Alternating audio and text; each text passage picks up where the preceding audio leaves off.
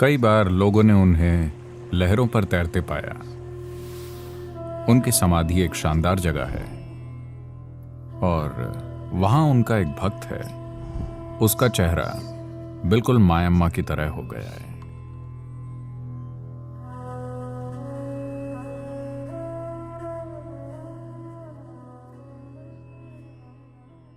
मायम्मा के बारे में असल में कोई नहीं जानता कि वो कहां से आई थी, लेकिन उनके नैन नक्श को देखकर लगता था कि वो पूर्वोत्तर राज्यों में कहीं से, या तो नागालैंड या उधर कहीं से आई थी, जहां लोगों के नैन नक्श मंगोलियाई होते हैं। वो तिब्बत की भी हो सकती हैं, क्योंकि मेरे ख्याल से वो कभी बोलती नहीं थी, है ना? वास्तव में वो कभी नहीं बोली। तो वो कन्याकुमारी शहर में रहती थी, जो दक्षिण भारत के भारतीय प्रायद्वीप के छोर पर है। तो वो सड़कों पर भटकती रहीं, एक भिखारी की तरह हर कहीं घूमती रहीं, मगर एक अलग तरह के गर्व के साथ। वहां के सभी कुत्ते उनके आसपास जमा हो गए और उनके दोस्त बन गए। तो वहां कुत्तों का एक पूरा परिवार खड़ा हो गया। जब भी उन्हें खाने की कोई चीज मिलती, वो उन्हें खिलाती थी, भले वो खुद भूखी हों।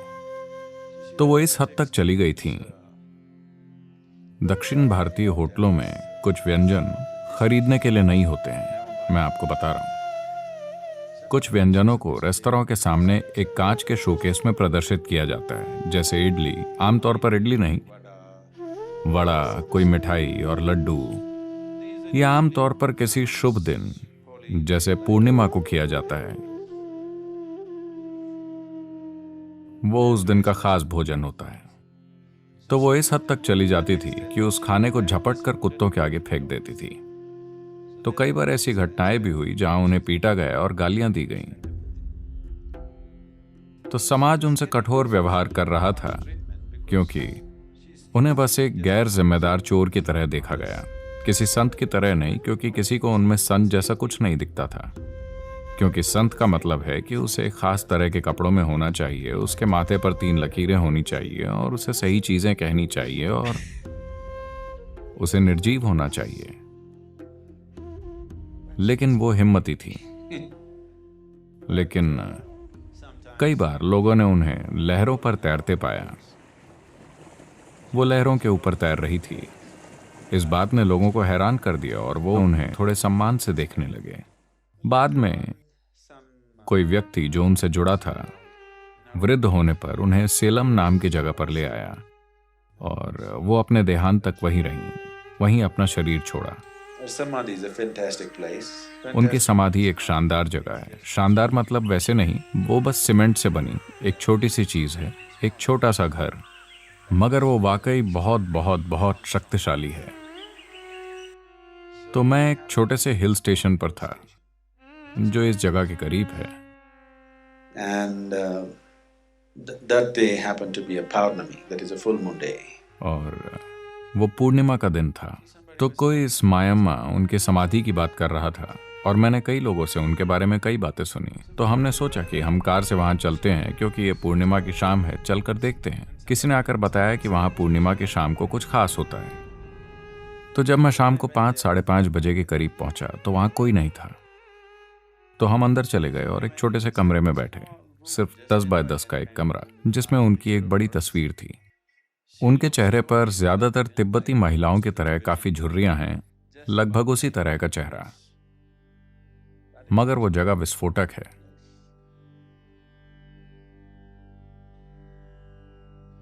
और वहां एक उनका भक्त है। यह आदमी उस समय करीब 50 साल का रहा होगा। उसका चेहरा बिल्कुल मायम्मा की तरह हो गया है। यह आदमी तमिलनाडु का है। उसके नाक नक्श तिब्बती या नेपाली या नागालैंड के लोगों जैसे नहीं हो सकते। वो एक तमिल आदमी है, लेकिन उसका चेहरा लगभग उनके जैसा ही है। उसका चेहरा एकदम उनके चेहरे जैसा हो चुका है। भक्ति से ऐसा हो सकता है। भक्ति हमेशा सबसे तेज मार्ग है, क्योंकि जब आप किसी के प्रति अटूट भावना पैदा करते हैं तो आपके अंदर हर चीज एक दिशा में केंद्रित हो जाती है। बस आपकी भावना नहीं, आपका मन भी पूरी तरह उस पर चला जाता है। आपका भौतिक शरीर भी उसकी ओर मुड़ जाता है, आपकी ऊर्जा भी उसकी ओर मुड़ जाती है। और इसने उसके चेहरे को बिल्कुल उनके चेहरे में बदल दिया। उनके लिए उसका प्यार ऐसा था, और मैंने सोचा कि ये एक अद्भुत आदमी है। भक्ति का मतलब बस यही है, ये एक दिशा में केंद्रित चेतनता है। ये यहां वहां नहीं डोलती, बस एक दिशा में जाती है।